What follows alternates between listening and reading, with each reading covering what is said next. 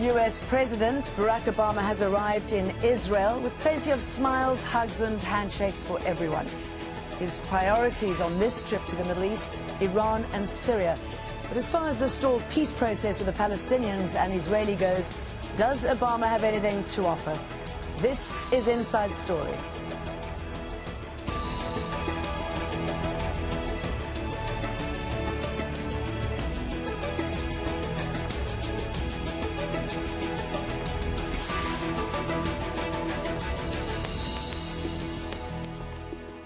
Hello, welcome to the programme. I'm Jane Dutton.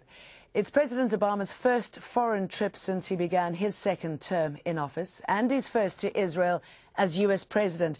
But Obama's three-day tour of the Middle East is being seen as largely symbolic. He arrived in Tel Aviv on Wednesday after 4 years of strained relations between him and his Israeli counterpart. Expectations are exceedingly low. Syria and Iran will be top of the agenda, but despite no new plan to bring Israel and the Palestinians back to the negotiating table, Obama had supportive words for Israel. Peace must come to the Holy Land. For even as we are clear-eyed about the difficulties, we will never lose sight of the vision of an Israel at peace with its neighbors. So as I begin this visit, let me say as clearly as I can, the United States of America stands with the State of Israel because it is in our fundamental national security interest to stand with Israel. It makes us both stronger, it makes us both more prosperous, and it makes the world a better place. Behind the smiles and friendly handshakes, the White House made clear ahead of the visit that the trip was largely symbolic. So what do the Palestinians, Israelis and the US expect to gain from this presidential visit? Well, expectations for the peace process have never been lower. The White House announced ahead of the visit it will not propose a new peace initiative.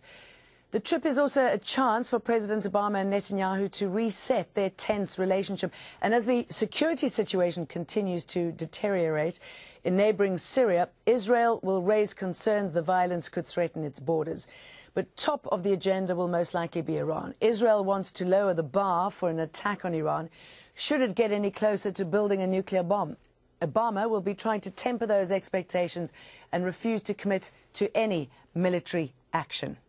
Joining us now are our guests in Jerusalem, Gerald Steinberg. He's the president of NGO Monitor and is a professor of political science at Bar-Ilan University. In Boston, David Mednikoff, Director of Middle Eastern Studies at the University of Massachusetts, Amherst, and in Washington, D.C. Hussein Ibish, he's a senior fellow at the American Task Force on Palestine. That's a non-governmental organization advocating a two-state solution.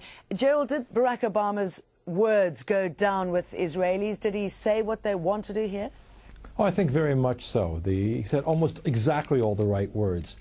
And also his body language was one which was friendly. It showed greater understanding than he's shown in the last 4 years of how Israelis see their situation. It makes a big difference. So he talked about the long history of the Jewish people in this land, something that Israelis felt was missing, particularly from his Cairo speech of 4 years ago, but also from the way in which he dealt with Israelis for a long time. He talked about the Israeli accomplishments. He talked about the friendship, the long-standing friendship between the United States and Israel, talked about 65 years of Israeli independence as a beacon of freedom and democracy in the Middle East, and the basis for the close relationship, the alliance between Israel and the United States. Those were all important words, and it was a very good beginning in terms of really repairing or restarting the relationship that had been so damaged over the last 4 years between not just Israel and the United States, but particularly between the president and the Israeli public and its elected representatives. But do you think underlying that, I mean, we know that there's not much on the table as far as the peace process is concerned. Do you think some Israelis were thinking, oh no, he's going to be bringing up the pesky Palestinian issue and we'd sort of forgotten about it for a bit? Oh, Israelis don't forget about the Palestinian issue. They're very aware of it. It's a small country, and everywhere we look, we know that there is a lot of unfinished business and a lot of instability that has to be dealt with. But exactly. And I think Israelis are always expecting to have a new American initiative, and some Israelis, perhaps a majority, are concerned that we may go through another 4 years of failure. But in fact, I think there is an anticipation that things will be better, that if there is a new American initiative, or when there is a new American initiative, that it will be much more based on a solid foundation, on realities that Israelis can live with, and perhaps will actually lead to some progress. So the oh no part of it, Israelis have been through that for a long time. That was certainly when the president announced he was coming. That was probably something that was thought, and it was certainly written about. But there's also an opportunity here to go further with that. And of course, Israelis are also looking across their borders. We look at what happens in Syria every day. That's a real major imminent danger of chaos, of violence, of chemical weapons, of a jihadist government. All sorts of things could happen there, and and of course the humanitarian catastrophe. Looking at Egypt and the instability there are many issues on the table. There must be greater cooperation with the United States, and Israelis need that reassurance that, in fact, that is going to be what's happening in the next 4 years of the Obama administration. David, as we're talking, we're looking at pictures of Barack Obama getting off the plane, Air Force One, meeting up with Netanyahu. They're wearing matching ties, very lovey-dovey, lots of hugs and backslapping. Do you think this was well orchestrated to paint a picture of everything's fine now, that chilly relations are over, on the outside anyway? Yes, absolutely. I agree with Professor Friedman that the point of this visit is to really reset the decks. It's very important from Obama's standpoint to appear to reassure the Netanyahu government, the new government, as well as the Israeli people more generally. And so what we're seeing is, I think, very much the opposite to the approach from the Obama administration 4 years ago, where he sort of articulated a position that he thought had to happen on the negotiations. And I think that was perceived in Israel as laying down a gamut that really wasn't going to work. So I think what's really going to be interesting, as you say, is to see what happens after the visit is done, because the visit will be carefully orchestrated to do the maximal possible to put Israelis and the Netanyahu government, I think, in a place of feeling really strong about the level of this president's commitment to Israel. But then we'll see, what of the other issues come into play next. Hussein, is this good for your cause? I mean, do you get more results if there's more of an amicable relationship between the U.S. and Israelis? Well, it's complicated. I think in the end, the answer is if what the United States can offer the Palestinians really is delivering Israel and helping to broker between the Palestinians and Israel. This is a relationship of tremendous asymmetry of power, and the parties have proven, I think, over the decades that left to their own devices, they really will not come to an agreement. So it's a little counterintuitive, but in a way, Palestinians need to have the American president not totally disliked by the Israeli public, and to have a strong relationship between Israeli Prime Minister and either President or Secretary of State.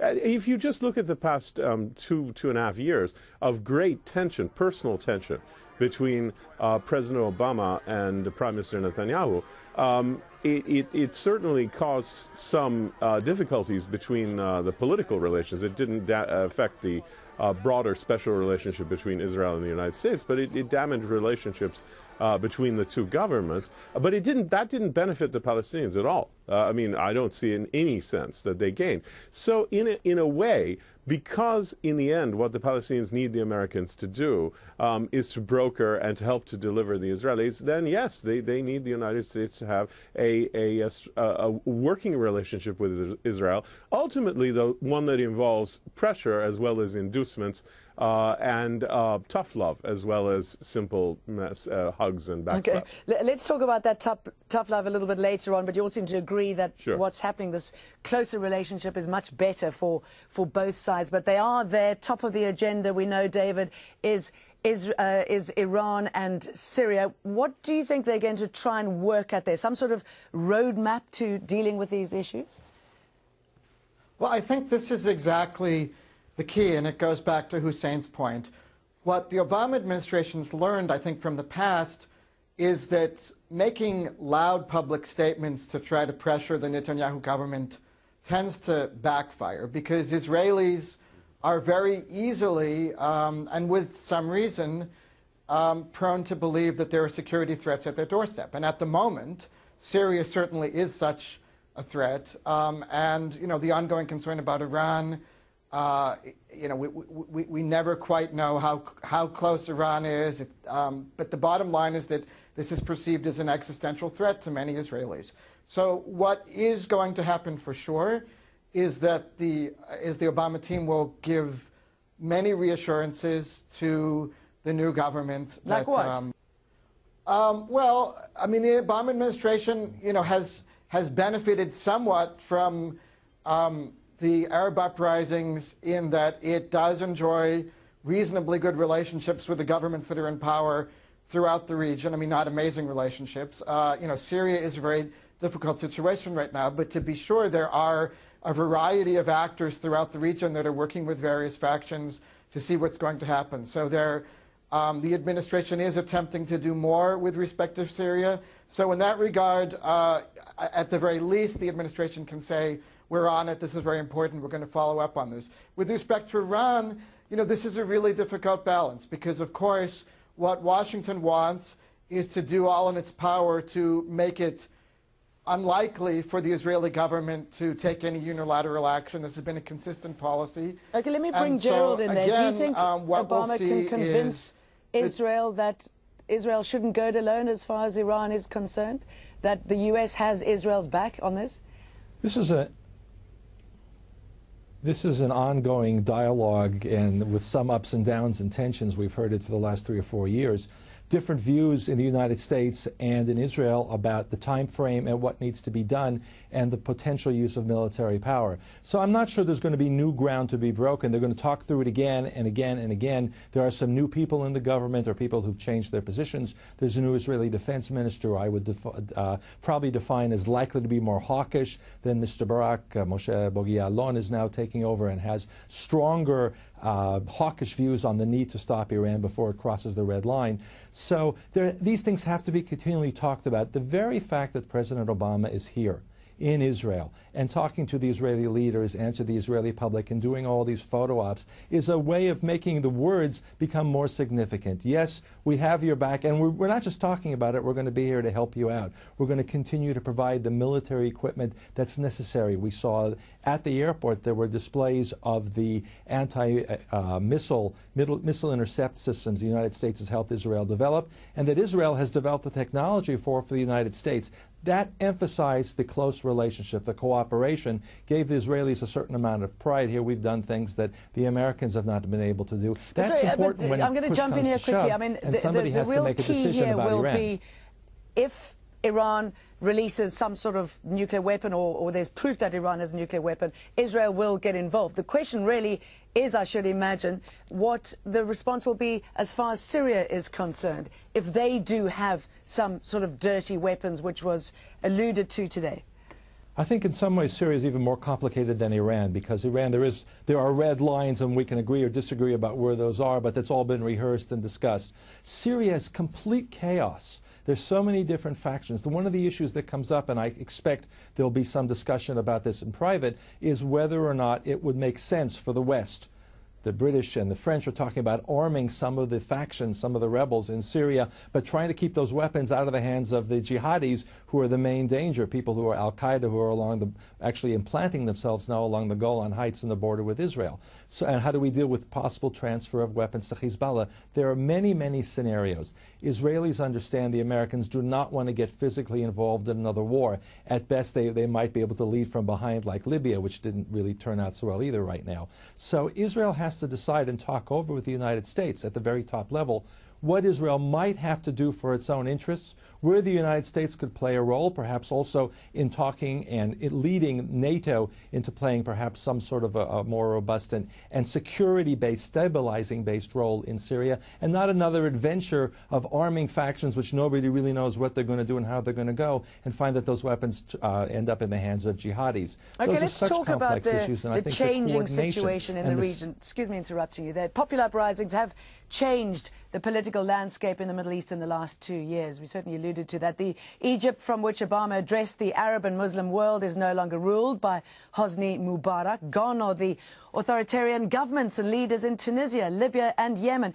And there was no civil war in Syria. Clearly so much of that has changed. I mean, David, the bloodbath that everybody expected because of this hasn't happened. In fact, they're friendly, those governments. They're making overtures towards Israel and the US.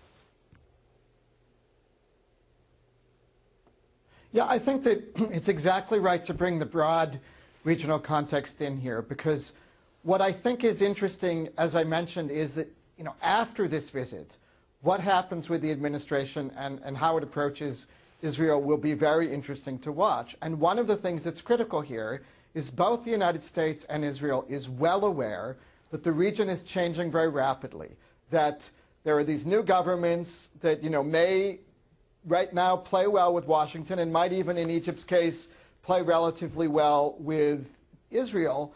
But the long run is very mysterious. A lot of things that one could take for granted are not there anymore. You know, Turkey, which was long an ally for Israel in the region, is no longer reliable in this regard.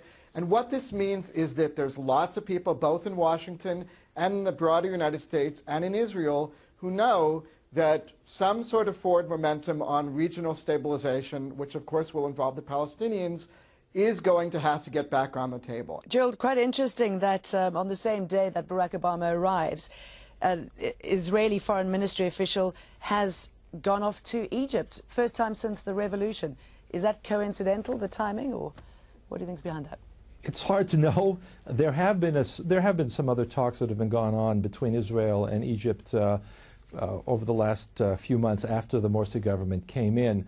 There are major concerns about jihadi elements in Sinai, possible attacks, both on, it's interesting, both on Egyptian troops in Sinai and across the border into Israel. So there has to be coordination with respect to how to deal with the Gaza issue, the arms smuggling that goes on, weapons from Iran used to go through Syria, now Iran directly through Sudan and then through Sinai into Gaza. Egypt plays a central role in trying to cut off that type of very dangerous arms smuggling. So there's a lot to talk about and a lot of coordination to be done. And in fact, there has been, that coordination has continued and perhaps even increased under the Morsi government. That's realpolitik, that's realism. It's not the ideology of the Muslim Brotherhood that's determined. It is the fact that both the Egyptian national interests and Israeli security interests coincide on these issues. Therefore, we need to maintain those kinds of communications and coordination channels. All that is very good in terms of stability. The United States is the main sponsor of that stability, and the Obama administration has really emphasized that. When President Morsi came to the United States, to Washington, that was one of the points that was made, and we've seen it. It is not a government there that has decided to basically take a strong ideological brotherhood line or Islamic line and caused its own interest to be injured. Egypt needs a huge amount of economic aid from the United States. So I put all those pieces together, coincidence on the timing or not, there certainly is a great deal of coordination between Washington, Cairo, and Jerusalem on issues of importance to all three. And you talk about that is a good sign for the Middle East. Security, I mean, the former CIA chief, as well as Barack Obama, always talk about how an insecure region, particularly the lack of peace process between the Israelis and the Palestinians, make the U.S. more vulnerable to any sort of attacks. And let's just go back a little bit to 2009 and how things have changed and Obama's response to Israel today. In 2009, he spoke of how a two-state solution was the only solution between the Israelis and the Palestinians. For decades then, there has been a stalemate. Two peoples with legitimate aspirations, each with a painful history that makes compromise elusive. But if we see this conflict only from one side or the other, then we will be blind to the truth. The only resolution is for the aspirations of both sides to be met through two states, where Israelis and Palestinians each live in peace and security. Hussein, remember that excitement? I mean, the Palestinians really thought that this was a U.S. president who could make a difference, and now many people are wondering whether we're going to see ever a two-state solution. Yeah. Well, I think that's right. I mean, I still think, though, that what he said in Cairo was correct. I mean, factually, it is the only conflict-ending solution. There are many scenarios. there's no other solution. Any other outcome will simply provide for additional conflict. It has become harder in the 3 years since that speech to get there, and the next year is potentially a dangerous one with some very damaging Israeli settlement expansion plans, which, if they are carried out, which I do not think that they will be, partly because I think that President Obama will have something to say about that in private, that they would continue to become more difficult. However, it remains, I think, the only viable strategic option for the parties. Now, nobody expects, I think, that there's going to be a resumption of major negotiations right away. And in fact, one should be cautious about that because the danger of additional disappointment and additional failures is rather great. However, there's a great deal of groundwork that can be laid. Not just, we talked about repairing the political relationship between Obama and Netanyahu, but there's also a very strained relationship between Washington and the Palestinian leadership in Ramallah. And it's extremely important that President Obama is not just going to Israel, but he's going to Ramallah and he's going to Bethlehem, that he's going to have extensive meetings with President Abbas and Prime Minister Fayyad. Well, he's got to repair relations there too, doesn't he? Yeah, yes, it is required to repair relations. And that breach, in a sense, that began with the Security Council resolution on settlements, actually, it predates. The strain really predates the UN membership bids of last year and the year before that, has been very great, and it's been tangibly expressed in a huge reduction in U.S. and Western aid, which has rendered the PA incapable of meeting payroll in a timely fashion and has undermined its ability to govern. So obviously there has to be some major repair work done here, and the two sides need each other.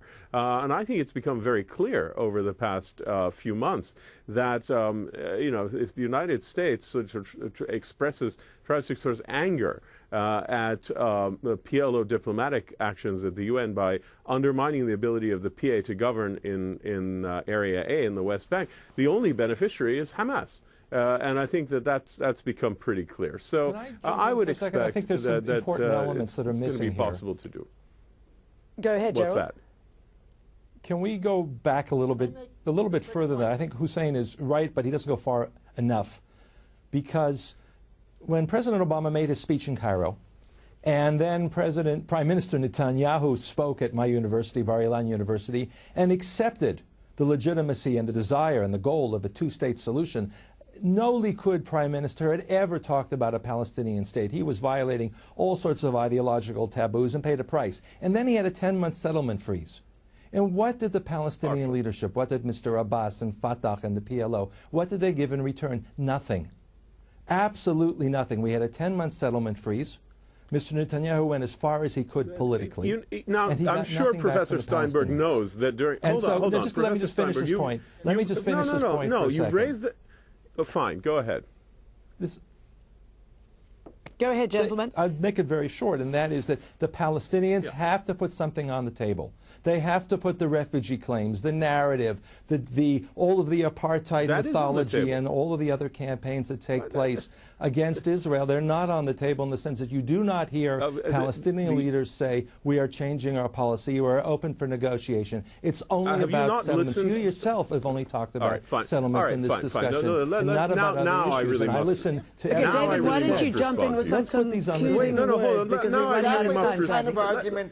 Let me respond to Professor Steinberg for a second there. Look, he has to know that President Abbas has made some very significant comments about the question of refugees, and he has to know that the Palestinians agree that the refugee issue is a final status issue to be negotiated, and he knows that during that so-called settlement freeze, there was not even a slight slowdown in settlement expansion because of things that were grandfathered in, and that Israel refused to extend that settlement expansion. I'm afraid I'm going to have to... There's no point in blaming I am going to have to jump in because we've run out of time, sadly. It's just too short a show to cover all the issues that have to be dealt with before there's any movement. Gentlemen, thank you, all three of you, for joining me on Inside Story. Gerald Steinberg, David Mednikov and Hussein Ibish. And thank you very much for joining us on this edition of Inside Story. If you want to, you can send us your feedback. Just email your thoughts to us at insidestory@aljazeera.net.